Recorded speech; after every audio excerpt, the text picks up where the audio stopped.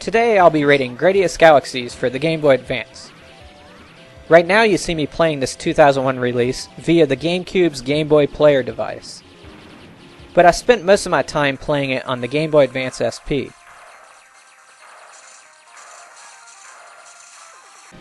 Gradius Galaxies is part of a series of shoot-'em-ups dating back to 1985.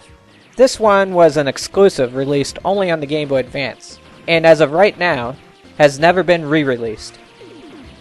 For the most part, Gradius games are slow-moving shoot-'em-ups, with power-up meters at the bottom of the screen. As you collect red capsules, this meter advances. When it gets to the power-up you want, you can activate it by hitting a certain button, causing the meter to reset in the process. If you could stay alive long enough to utilize the full power of the meter, your ship will become a tricked-out machine of destruction. Gradius Galaxies is a solid video game experience. It's a perfect marriage between classical 2D graphics and fun gameplay. It's not without issues though. The one hit and you die aspect makes for some punishing difficulty, especially since after dying, it sends you back to the last checkpoint and strips you of all your power-ups.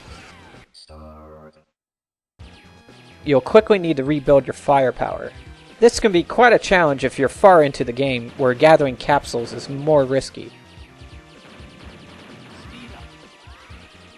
If you respawn at a boss, you're out of luck. You'll basically have to fight it with ping pong balls. Prepare to see yourself die repeatedly if this happens. I shouldn't say if this happens, I should say this is gonna happen. It would have been more reasonable if dying meant you only lose half your power-ups. They could have at least borrowed something from the NES game Life Force, which is part of the Gradius series. In that one, if you die, it immediately sends your next ship onto the screen, and you get a chance to catch your options. The options are what you call these little dots that increase your firepower. There are a couple of features that help with the brutal difficulty. For one thing, thanks to the battery backup, you can continue from any stage you reached previously. There's also a hint mode, where the computer takes control and shows you how to get through a stage. You can set the difficulty to easy, but the drawback is that you'll only be able to play some of the stages. I really did enjoy the boss battles, despite their difficulty.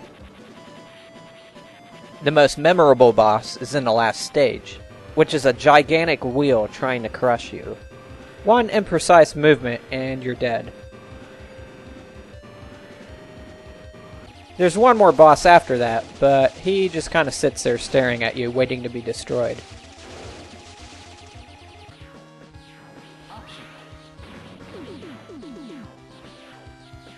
There's no way I can review Gradius Galaxies without talking about the music. I have to warn you, some of what you're about to hear may be disturbing.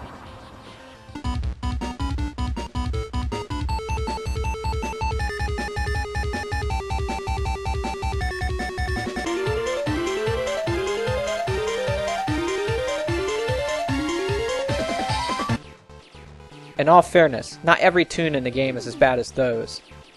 But as far as Konami's standards go, this game's music is very disappointing. In case you haven't noticed, the backgrounds in the game look wonderful, especially the gleaming star in the first stage. But I wish the transitions between backgrounds were more smooth. New backgrounds appear instantly, disrupting the feeling of travel. If you're thinking about playing this game, I recommend playing it on a backlit Game Boy Advance. Early versions of the Game Boy Advance had darker screens, which is a problem for games where you have to dodge tiny bullets. Playing on the Game Boy player via the GameCube isn't a bad way to play either. The analog stick on the GameCube controller is very well suited for this type of game.